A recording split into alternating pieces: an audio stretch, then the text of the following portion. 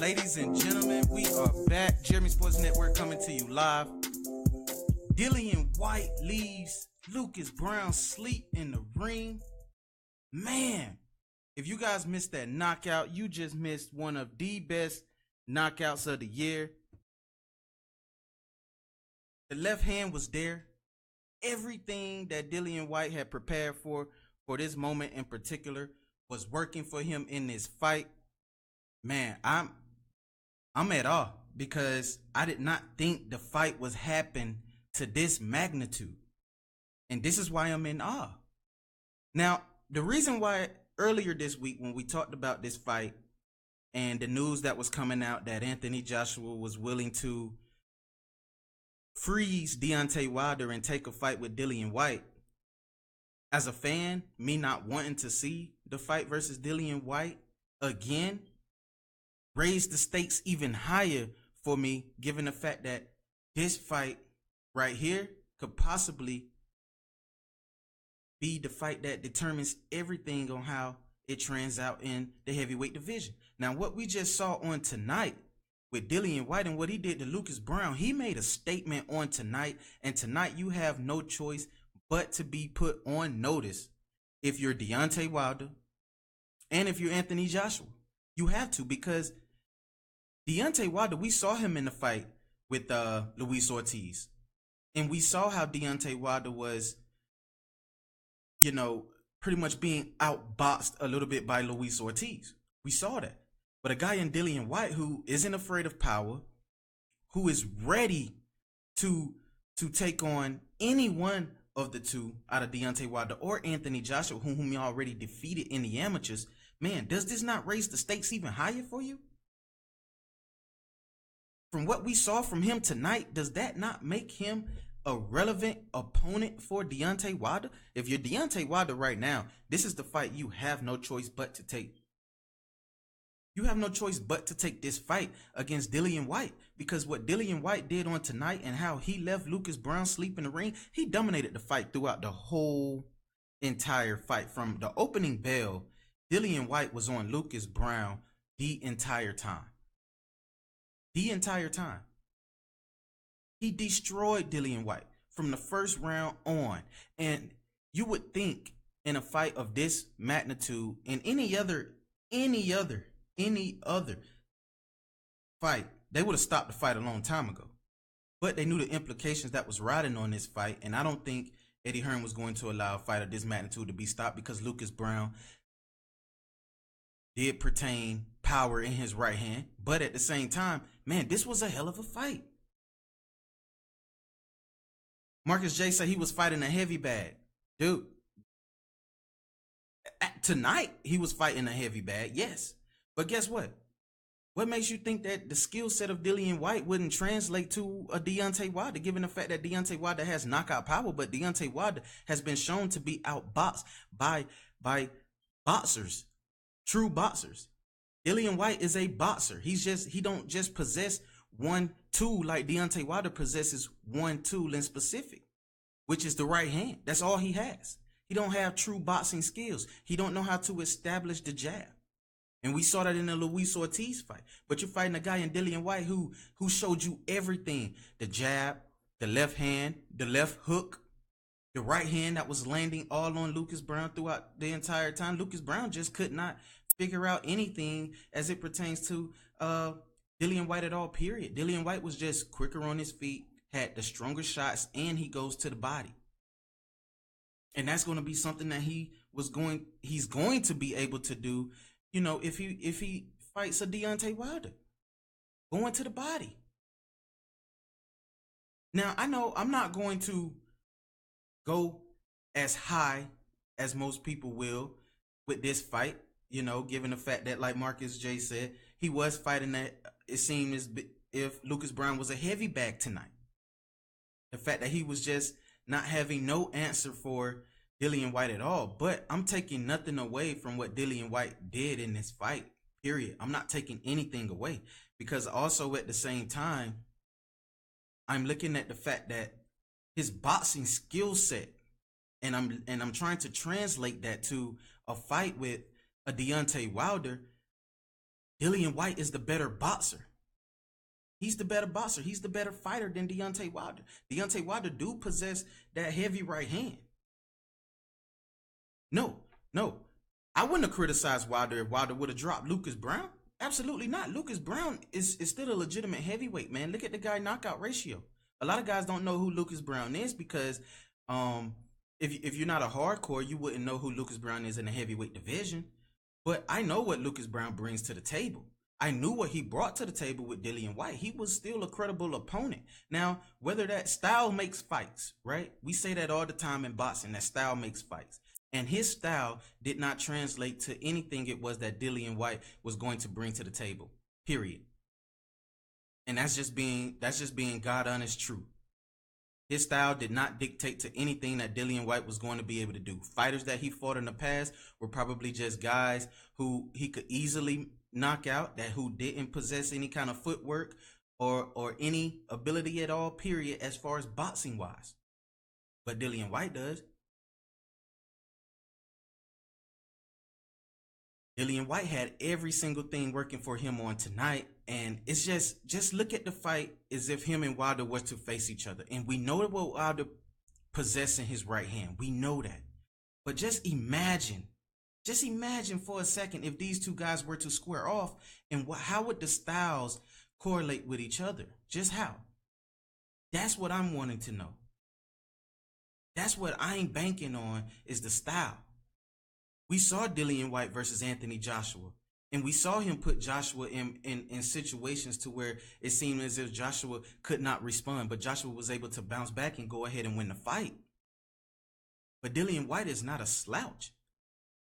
And the fact that he's calling out Deontay Wilder, listen, if Deontay Wilder is a smart man, which I know that he is, this is the route you take. Listen, he will come to America, so Wilder will be the A side. It doesn't matter. Wilder will be the A side. He's going to make a significant amount of money because Eddie Hearn is going to make sure that the pay is right for both fighters. Albeit Dillian Whyte may be the one who makes more. Who knows? But he can make the most money right now because no other heavyweight is giving him this amount of money outside of Anthony Joshua.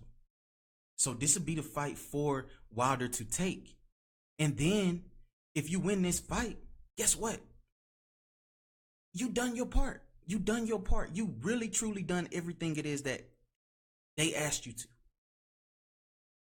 And you will have your shot at Joshua. And if Joshua runs from you then guess what? If Joshua runs from you then guess what? It is an absolute duck. But if Joshua... Earlier this week, I gave Joshua hell given to the simple fact that reports came out that Anthony Joshua wanted to face Dillian Whyte and did not want to face Deontay Wilder. He was talking about freezing him out. I gave Joshua hell for that. Because I wanted Joshua to immediately face Deontay Wilder. And I wanted Deontay Wilder to immediately face Anthony Joshua. But after seeing Dillian Whyte on tonight with the skills that he possessed, I want to see Wilder against somebody with those type of skills. I just do. I want to see if Wilder can run through Dillian Whyte, then guess what? I have all bets are off when it comes to him and Anthony Joshua. All bets are off. Because I'm taking Deontay Wilder in that fight, period. But I want to see Deontay Wilder versus a fighter like Dillian Whyte, a guy who establishes the jab, who follows through with the right hand, who digs to the body, who does everything. Everything, has great footwork. We saw him in a battle with Luis Ortiz. We saw that. I want to see him in a true battle with a guy like Dillian Whyte. Daniel Abed says, why has Wilder been reluctant to fight Whyte? Makes sense business-wise leading up to the AJ fight. Daniel, dude, if you haven't said anything smart in your whole entire life, the question that you just asked right now is the best question that you could ever ask. There's no reason for him to run away from this one. There's no reason to. Why? What is the point? What credit will Deontay Wilder get if he takes a fight with anybody else outside of his mandatory and Dillian Whyte now or Anthony Joshua? His next two fights are probably the toughest fights of his entire career. I believe Dillian Whyte causes problems for Deontay Wilder. I believe so. And those of you who disagree or whatever the case may be, listen, you are more than welcome to call in and state your opinion, because I really look forward to hearing it. I want to know. I want to know what you all think about as this fight is concerned. The call-in number is 404-382-0984.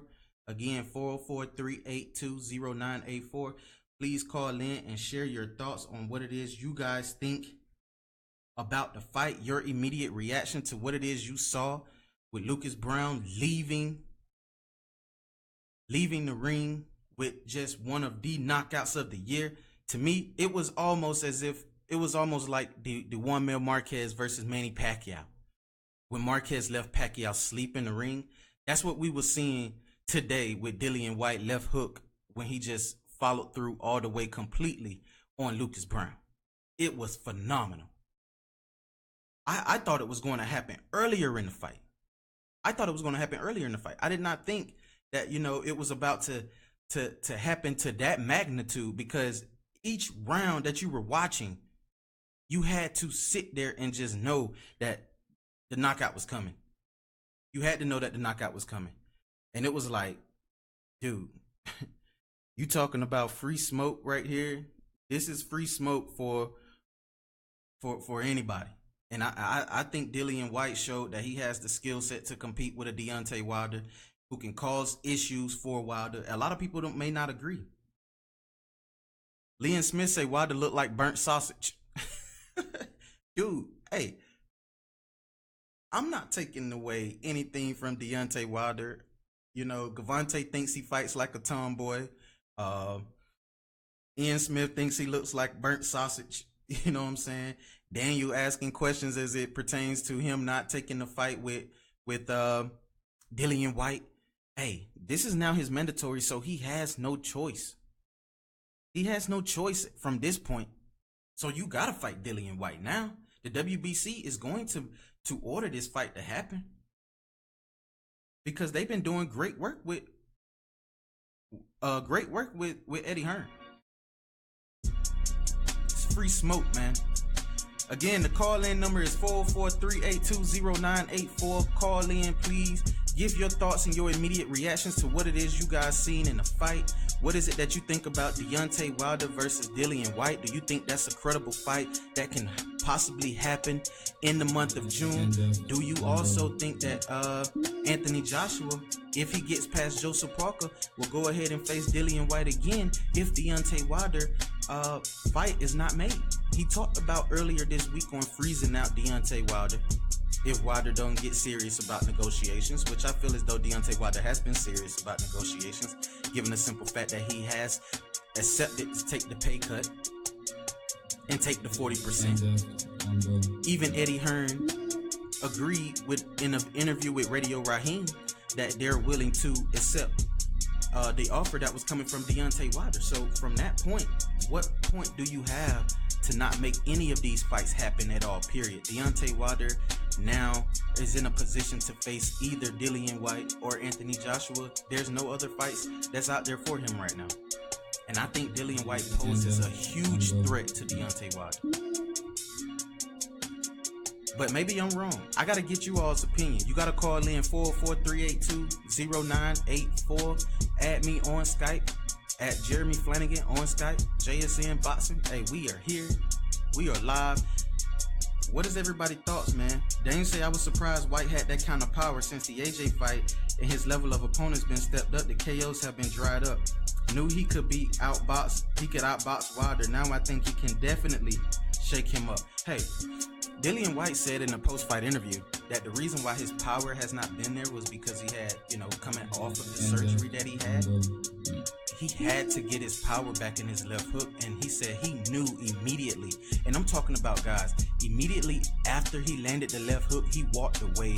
Like, you ever seen Steph Curry shoot a three and walk away from shooting a three? That's how it was when Lucas Browne caught that left hook. Dillian Whyte just walked away because he knew Lucas Browne would sleep after that. And it was nice.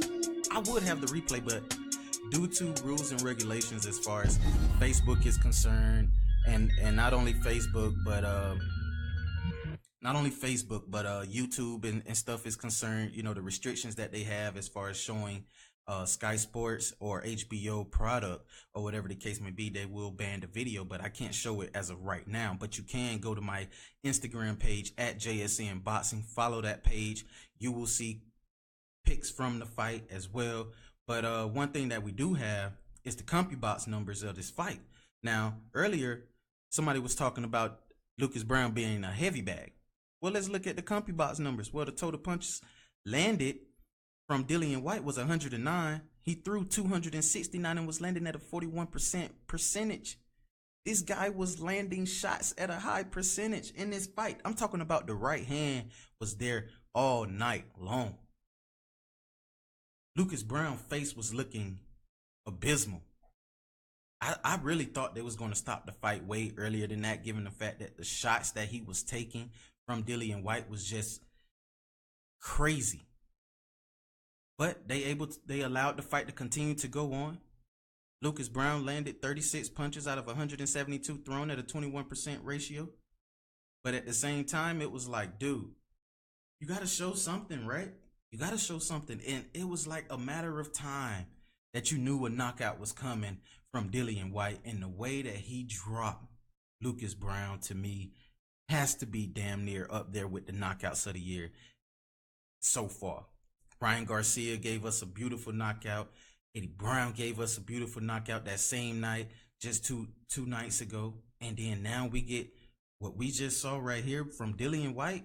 Dude, it just has me more pumped to see what it is that AJ is going to do with Joseph Parker. How is that fight going to pan out with Joseph Parker? Joseph Parker has a huge opportunity right now to dismantle every single thing in the heavyweight division. Every single thing. Joseph Parker has that ability to do that. He does. Steve said, why does a clown PED user B-class fighter? Hey, guess what? I'm gonna play something for you when we talk about PEDs, because if you follow my page, I posted something earlier where I was talking about Canelo and PED use. And somebody in specific said something that was very interesting as it pertains to PEDs, right? And that person was Paulie Malignaggi. Paulie said something that was very interesting when it comes to PED use in the sport of boxing. And I really do hate the fact that, you know, Paulie did bring this point up. I do. But at the same time, man, dude he made some real interesting points. Real interesting. And I'm gonna play them for you guys because I want you all to hear. Whatever they do, I think the fight's gonna be a brilliant and amazing and an amazing promotion regardless. But of course, as the fan in me wants to see that face to face, of course. I have to ask you this: Gennady Golovkin has been on the fence this week. You guys hear it? That he saw Canelo. He thinks Canelo was cheating in the first fight. Mm-hmm. That he saw signs in the stomach of syringes, and he showed pictures before and after. Have you heard any of that? Have I heard any of that? I'll tell you what, bro. And there's a lot of things I don't say anymore in boxing. Okay, there's a lot of shit going on in boxing. If it took a failed drug test for you to actually think Canelo was just starting to be dirty, you gotta watch bowling, bro. Don't even watch boxing anymore. If it took that failed drug test for you to realize Canelo was on something, yeah, that's like thinking Lance Armstrong was clean when he was, just because nobody had caught him back when he was winning 17 Tour de France's and going in the Alps and flying when everybody else was slowing down. If you're that stupid, it's like thinking Maguire and Sosa were clean when they were running through those home runs, even though before they came out they got caught. If you need a failed drug test to realize some guys are cheating, you are a fucking moron, and you should knit for a living instead of watching sports for a living. Thank you. Hey. That's just how it is, man, when it comes to boxing, bro. With any sport. But the thing is with Dillian Whyte that you're not saying, and it's sad that you only give. This is the thing. If you're gonna bash a fighter for using any type of banned substance or whatever the case may be, you damn sure better come with your facts.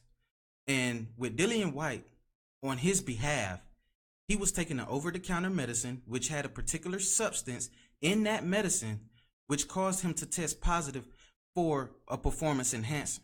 But that doesn't necessarily mean he took any anabolic steroids. And he was not suspended. So he's here right now today as the mandatory for Deontay Wilder. So I really don't even care about that right now, because that's over and done with.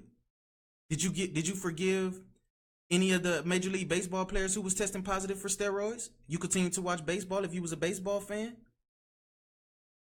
Do you forgive any NFL athletes who test positive for PED uses? Do you continue to watch the NFL? The same thing with boxing. If Canelo, albeit if he is not suspended by boxing, given the fact that he's been suspended now, but we're talking about after April 10th, after his hearing, if he's not suspended and the fight goes on with Triple G versus Canelo, are you not going to still watch that fight? Absolutely, you're going to watch that fight. So us trying to bash fighters as it pertains to PED use, we really truly don't know what the cases are. And Paulie put it out there that, hey, if you're a moron if you're thinking that Canelo wasn't juicing, because in his mind, Canelo was absolutely juicing. That's why I posted the video on YouTube and saying that Paulie just straight up rips Canelo. He rips Canelo for juicing. It wasn't a reason. And listen, not only was it Paulie who said that, but Triple G done said the same exact thing. And then you have people who are backing him up, who are backing up Canelo, who are on higher platforms, and they bash Gennady for doing what it is that he was doing, which albeit the guy was telling the truth. I mean, if you test positive for a substance like clenbuterol or whatever the case may be, then guess what? It's a form of cheating. They see him popping the pills. We don't know what pills it was. It could have been a water pill. It could have been anything, but we don't know for sure. So it's tough to go down this road when we talk about PED use and stuff with fighters. So after April 10th, we're just going to wait and see what the Nevada Athletic State Commission do with Canelo. It's going to be very interesting. But at the same time, with Dillian Whyte and his case, I think it's a whole lot different. They talked about the Luis Ortiz and the blood pressure pills and all this, that, and the third or whatever, and they still was able to give the fight with with Deontay Wilder. So it's tough to kind of truly figure out which way, they kind of judge these things. So we can't immediately go into bashing a fighter because of a particular issue that may have happened. I mean, shoot, I'm still going to watch Dillian Whyte if he gets an opportunity to face AJ or Deontay Wilder. I'm still going to watch Canelo if he gets an opportunity to fight Gennady Golovkin the second time around. I don't care if he tested positive for clenbuterol. I don't care. If he wins, then guess what? They're still going to bash him and say he tested positive for this. He was on this drug or whatever the case may be. If Gennady loses, guess what? It's going to be the same exact thing. If Gennady loses, they're going to say, hey, well, Canelo was cheating or whatever the case may be. The fight is tainted in a way. It is. It sucks that it's that way. It sucks that it's that way.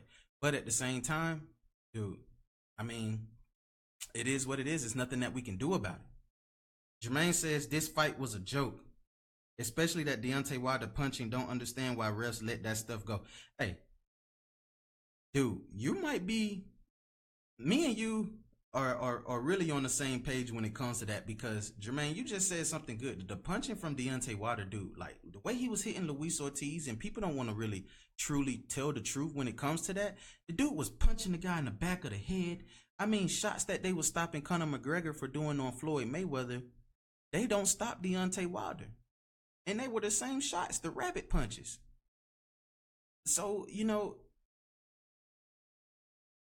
as a referee, how do you determine, what's a really good shot versus what's a bad shot? And obviously, in my mind, I feel as though those are bad punches. Straight up bad punches. Rabbit punches to the head that Deontay Wilder lands. But the last knockout that he had on Luis Ortiz was a beautiful uppercut. And it was like, man, okay, then he showed he can put together a nice combination to be able to put an opponent away. We saw that. So I have to give him credit from that standpoint. But at the same time, I have to see him versus a Dillian Whyte, man. a guy who moves around the ring, who has a pretty good chin, and he don't just have one tool. He has multiple tools. He goes to the body. He really don't truly focus on trying to punch you in the head. He goes to the body. So imagine him breaking down a 214-pound Deontay Wilder. And this guy's 250. We saw Luis Ortiz get a nice crack on Deontay Wilder.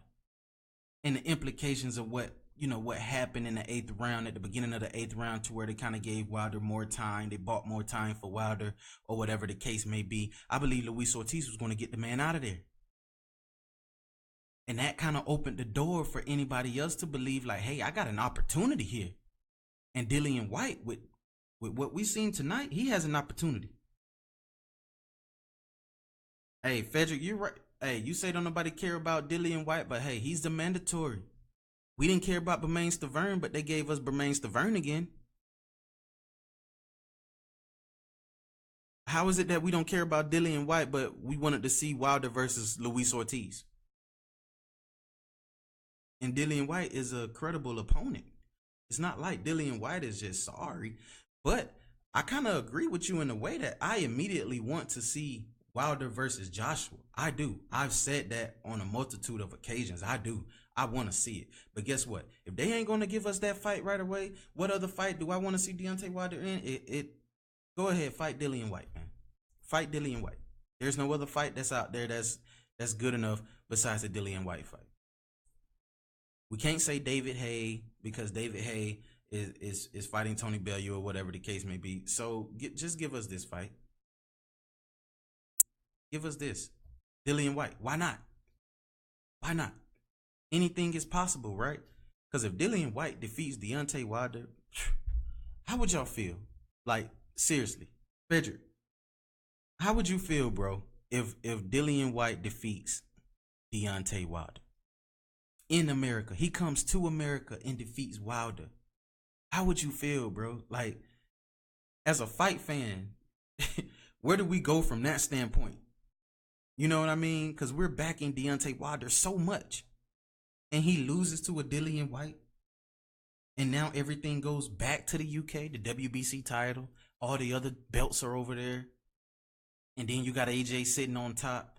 And then we get a rematch with Dillian Whyte and Anthony Joshua for all the titles, for undisputed. And Deontay Wilder is left on the outside, who we know was a credible opponent for Anthony Joshua. How would you feel as a fight fan? Dude, I wouldn't know how to feel. I'll be hurt, for one, being honest with you. Straight up hurt. But at the end of the day, it is what it is. Shout out to Dillian Whyte on getting his victory on today. I'm not going to hold you all any longer. This was an immediate reaction to what it is we saw on today. And going back to the CompuBox numbers right here. I mean, look at it. 109 to 36 landed. 269 to 102 thrown. Dillian Whyte landing at a 41% ratio to Lucas Browne's 21%. Total domination on Dillian Whyte's behalf. Shouts out to Dillian Whyte and his team. He is now the WBC mandatory.